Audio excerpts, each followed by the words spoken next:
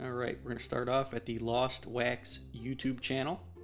We're going to scroll down till we get to the Christmas ball ornament giant helmet thing.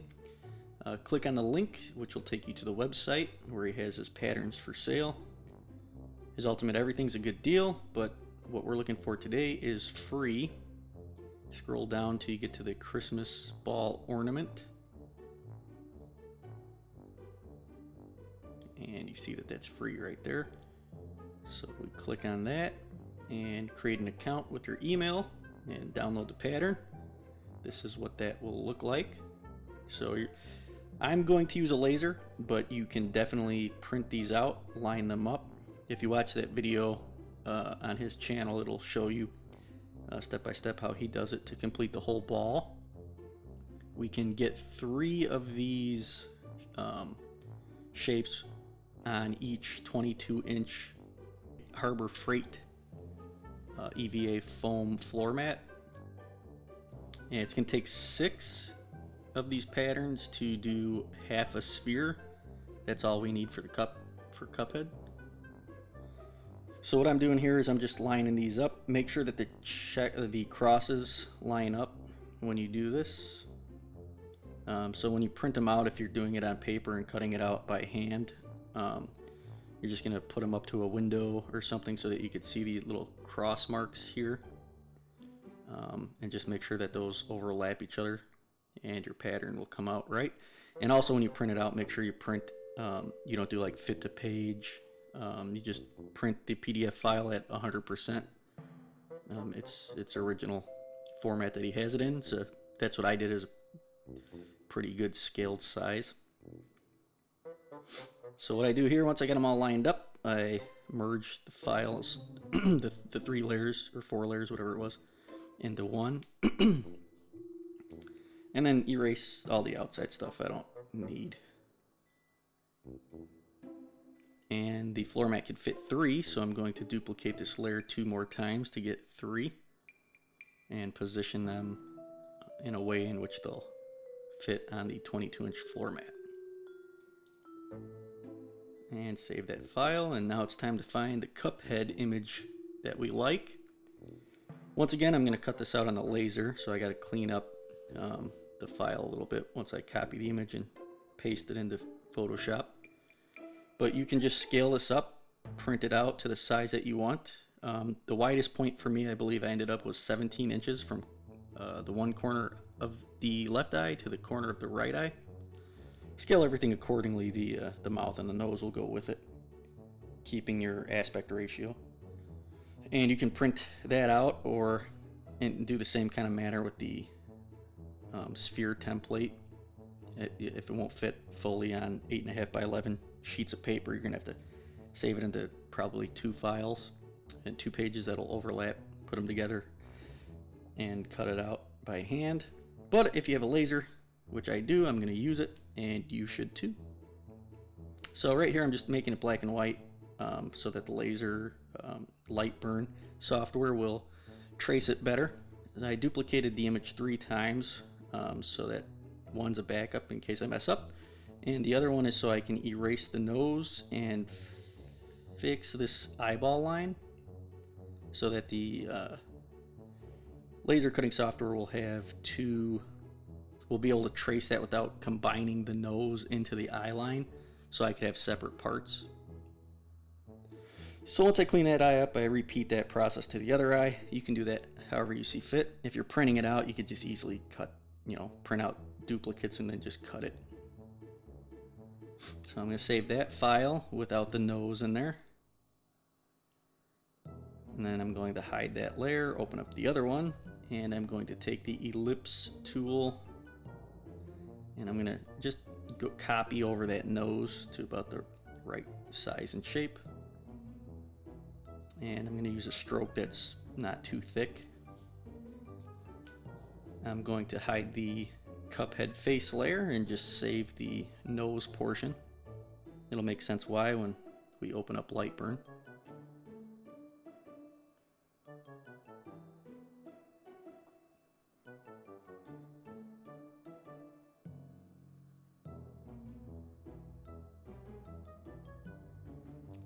So in Lightburn, I'm going to open the nose and the face and scale them both together so they maintain the same size and aspect ratio. Then I'm going to Alt T, or you go up to the settings and trace the image. So trace the nose, then I'm going to select off the nose, then I'm going to select the face and trace it. But now if you see here, it wasn't very solid lines, so I'm going to increase the tolerance until I get a smooth line. Click OK, and now I have the outlines of what I need. I'm going to ungroup the layers by selecting that single person up there. And then I'm going to delete the lines that I don't need. So the outside lines of the eye.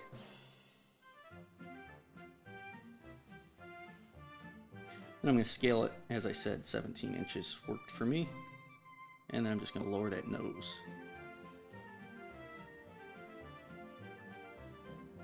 Change the layers, and I'm using this is 6mm craft foam, 100-watt laser, 35mm a second at 35% power.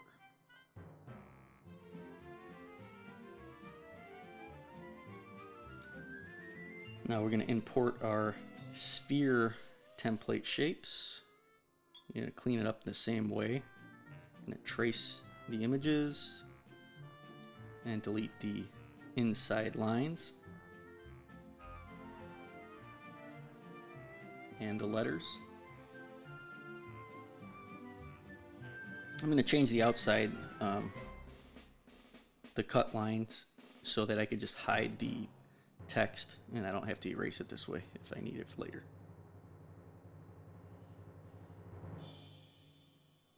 Now I put the foam in there and I do the line frame test. Everything's lined up good. And this thicker 12mm Harbor Freight foam cut out at 15mm a second and the same 35% power.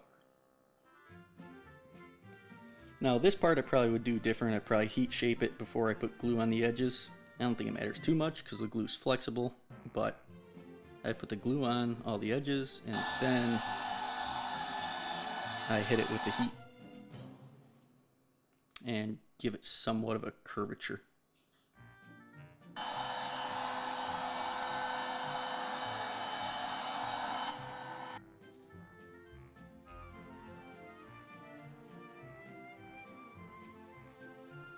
Then line up the top edge the best you can and follow them along once the glue has dried to a tacky feel. You don't want to do this when the glue's wet with contact cement. Just do the best you can to get a clean seam. It's kind of hard because it's big, thick material. I probably should have let the glue dry a little more before I started this, but I was impatient and time was getting short.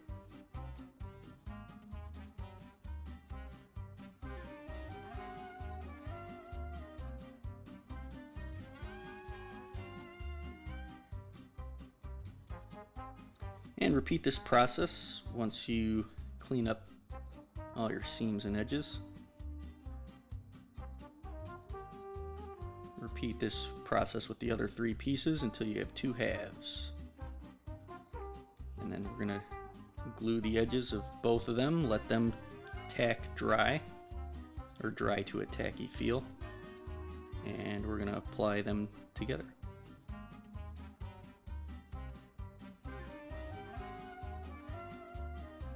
Start once again with the top corners the best you can. Try to get a good clean seam, so angle it to a point. This is difficult. Take your time. It's big, it's odd shaped. I had to wrestle with it for quite a bit of time. Change shapes, rotate it, try to find the best grip. But stick with it and it'll come out.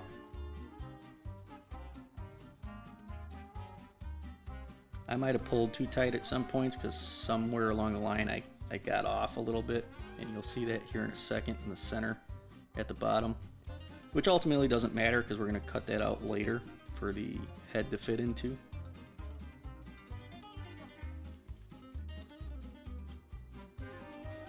You see right there that all my points don't come together properly.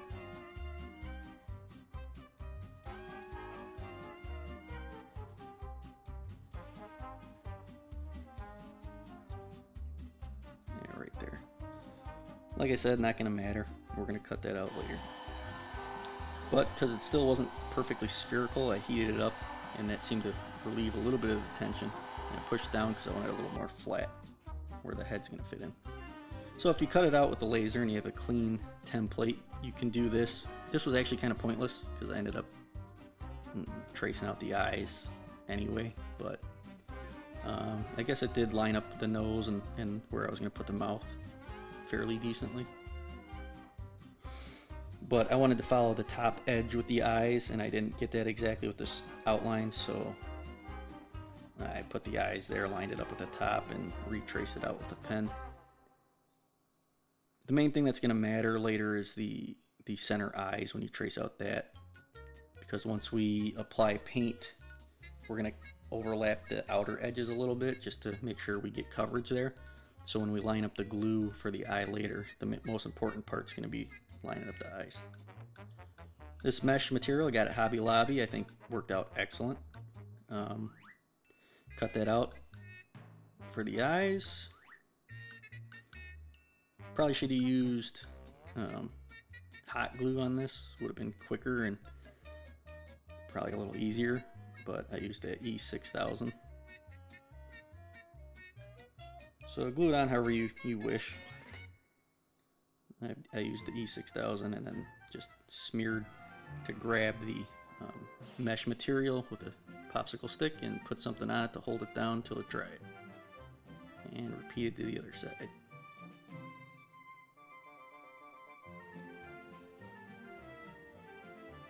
This one I taped, but it kind of dried, but I think it was more of an air dry, so the tape slowed it down. And I was being careful cutting out here, which I ended up cutting off that little triangle piece because it wasn't really going to matter.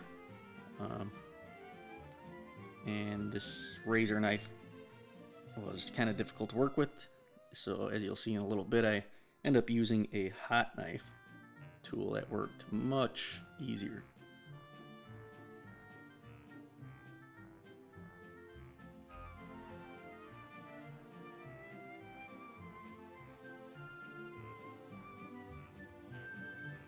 As you see, the hot knife, yeah baby. So I use that to cut out the mouth and even that the neck or head hole at the bottom later. So now we got that. I use a Dremel to get into that little small smile part, and then I use the sanding drum of the Dremel to clean up, smooth out a little bit the eyes and the mouth. Found it worked best to go with the spin here because it took off the foam, but it also didn't grab and jerk.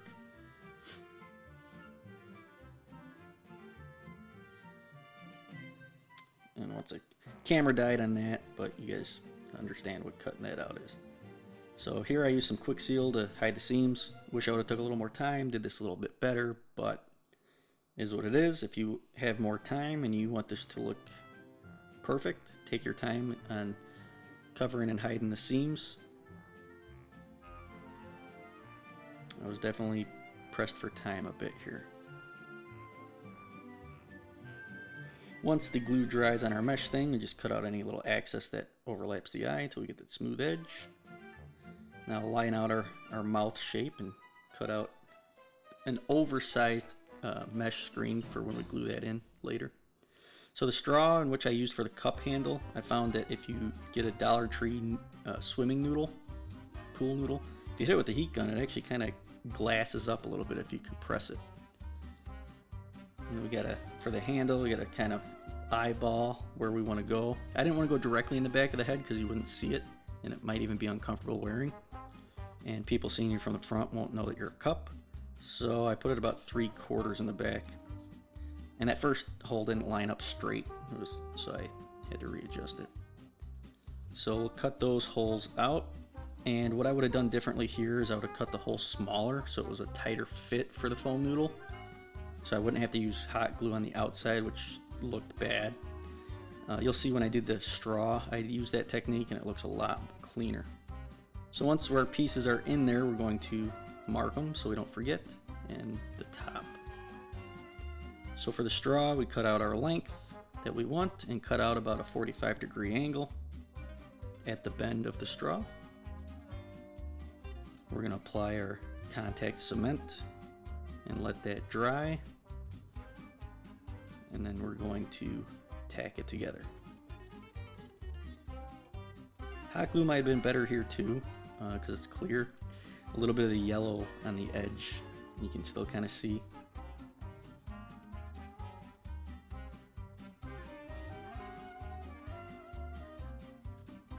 So as I apply the handle in here, you'll see what I'm saying. So this is good. This is what I would normally do, glue the inside. But I cut the holes a little too large, so I hot glued the outside as well. And that just didn't look so clean. So now I gotta seal the foam so that we can paint it. So you could probably aerosol spray this foam, the EVA part at least.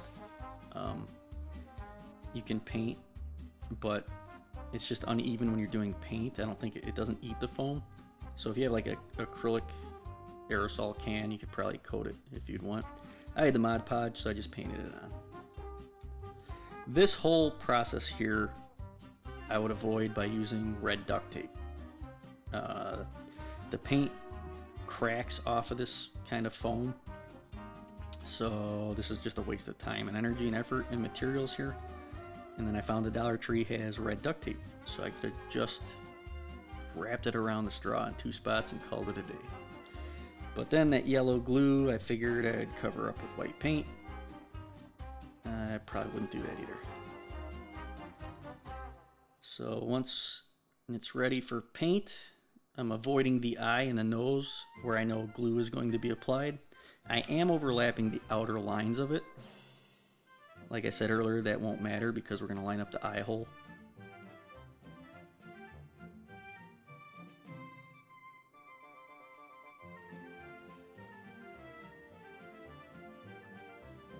And for the top, you can cut out a circle to fit the top, measure your diameter across the top.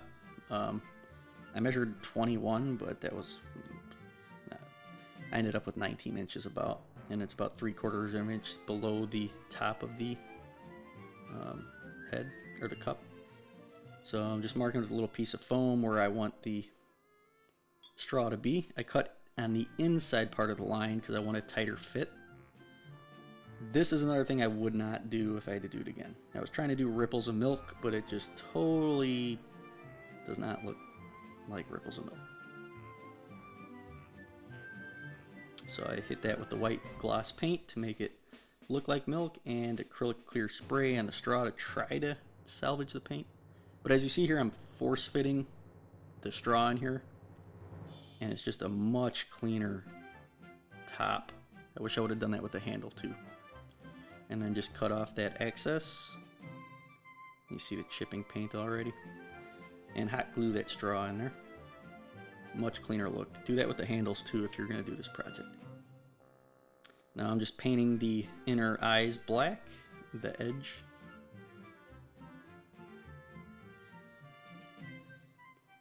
And getting ready to apply the mesh for the mouth. So I pin in the one corner and start hot gluing in the center at the top of the mouth and push that in there.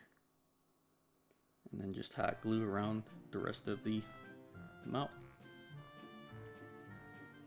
Pressing the mesh in as you go.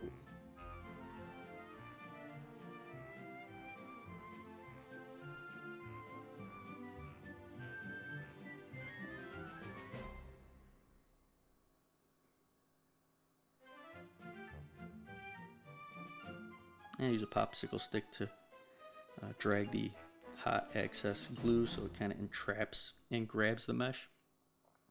Then insert the tongue and apply the glue. I don't know why I glued it from the back. It still worked, but I'd probably squeeze some hot glue in between the tongue and the mesh and then push the tongue in if I had to do it again.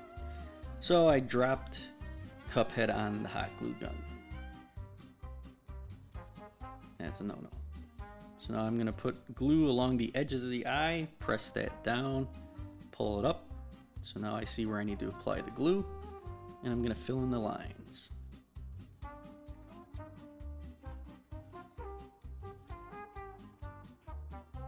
And then I'm going to apply the glue to the eye and let them both dry till they're tacky.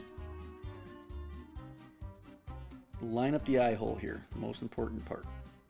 The edges of the eye hole and the eye and the cutout in the head. And repeat the process with the other eye.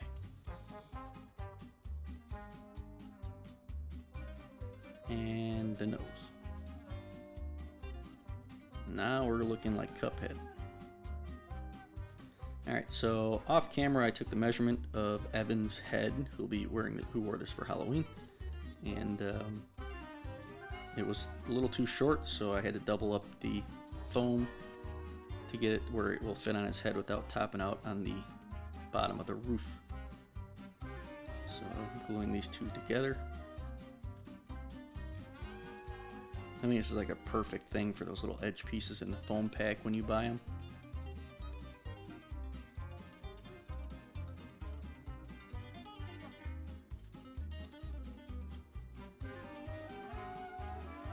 And the little overlapping part, and just lop that off. I think I hot glued that in there for ease. Would have been cleaner if I used the contact cement. But then I pinned it on, did a test fit, it worked. So I'm now tracing out the inside and outside, so I know where to put the glue after I sand it.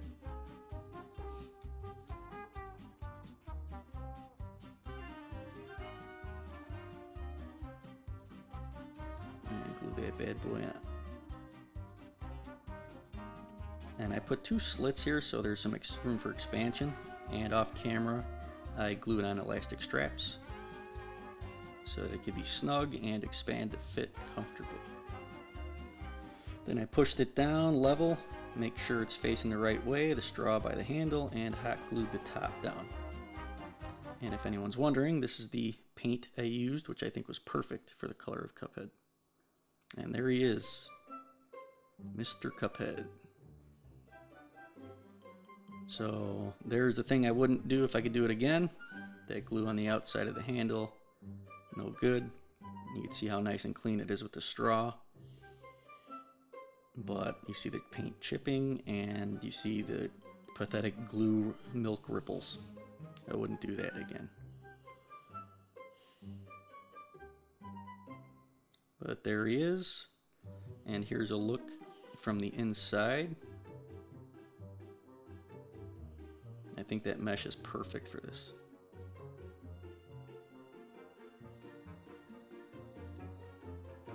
And Evan, who approved of his costume, and his sister Miranda, who loved it so much she had to pose for a photo.